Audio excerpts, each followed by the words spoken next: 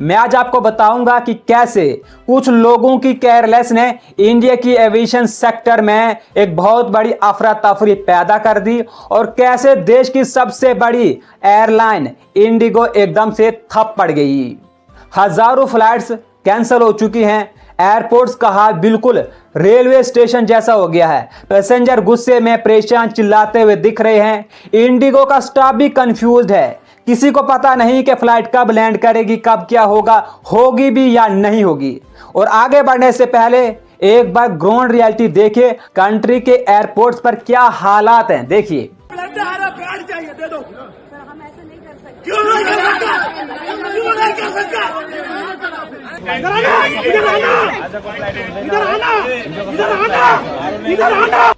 ये जो crying, shooting, frustration आप देख रहे हो, ये सिर्फ गोवा का सीन नहीं है, बल्कि पूरे इंडिया के कई एयरपोर्ट्स का हाल ऐसा ही हो गया है।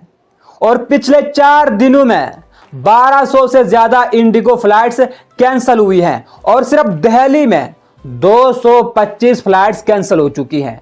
टर्मिनल पर हजारों सूटकेसेस पड़े हैं। पैसेंजर्स लाइन में खड़े चिल्ला रहे हैं। कई लोगों को अपना सामान वापस लेने में लगभग 12 से 14 घंटे लग रहे हैं। और क्राउड इतना बढ़ गया है कि लोग स्टेयरकेसेस पर बैठकर फ्लाइट का वेट कर रहे हैं। मुंबई में लंबी लाइंस, रायपुर में सीनियर सिटीजन्स और छोटे बच्चे चेयर्स पर बैठकर वेट कर रहे हैं। हैदराबाद और बेंगलोर में भी लोग पेशेंस लूज कर रहे हैं। और ये सब हो रहा है इंडिया की नंबर 1 एयरलाइन कंपनी के साथ। इंडिगो के पास 64% market share, 400 plus aircraft, thousands of pilot and cruise. फिर भी सिस्टम कैसे कोलैप्स कर गया, ये सबसे बड़ा सवाल है। और इसका जवाब राहुल गांधी ने 1 साल पहले ही दे दिया था। उन्होंने अपने आर्टिकल में a new deal for Indian business उसमें वार्निंग दी थी कि इंडिया मोनोपोली के मॉडल की तरफ जा रहा है। और आज वो बात पूरा सच हो गई है।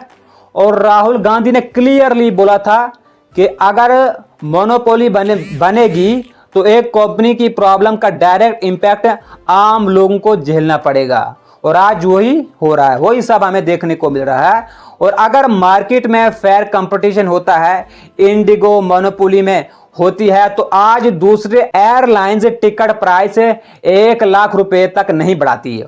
और नॉर्मल दिल्ली हैदराबाद फेयर जो है वो 6 से 7 हजार होता है, अब वही 96,000 टू 1 लाख रुपए लिया जा रहा है। देखिए, अब मैं आपको सिंपल शब्दों में समझाता हूं कि इंडिगो की हालत क्यों बिगड़ गई है। डीजीसीए ने 1 नवंबर से नया रूल्स अप्लाई किया है। फ्लाइट ड्यूटी टाइम लिमिटेशन, जिसमें पायलट्स और क्रू को प्रॉपर रेस्ट देना जरूरी था।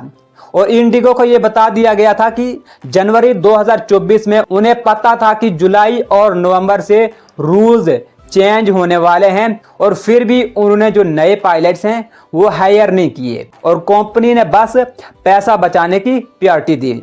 और जब नवंबर में न्यू फेज अप्लाई हुआ और इंडिगो में मैसिव स्टाफ शॉर्टेज हो गया, तो फ्लाइट्स ऑपरेट करने के लिए पायलट ही कम पड़ गए। और एयर इंडिया के पास हर प्लेन में 19 पायलट, विस्टारा के पास 17 और इंडिगो के पास सिर्फ 13 पायलट पर प्लेन है।